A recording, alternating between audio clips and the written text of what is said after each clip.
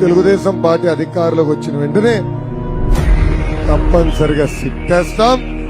ఎవరు ఎంత డబ్బులు దొబ్బారో బయటికి తీస్తాం.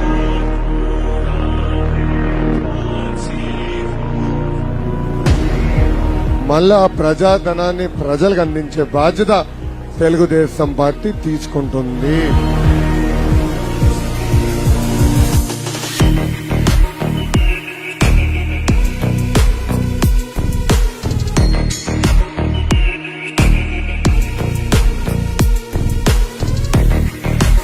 అదే ఎమ్మెల్యే గారు కొడుకు ఇంత భూదందాలు చేస్తున్నాడు, గ్రావెల్ కొట్టేస్తున్నాడు, ఇసుక దోపిడీ జరుగుతుంది, ఎవరు పట్టించుకోరు.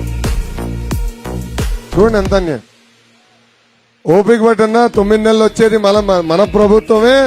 తప్పనిసరిగా వడ్డీతో సహా కక్కిచ్చే బాధ్యత నేను తీసుకుంటాను.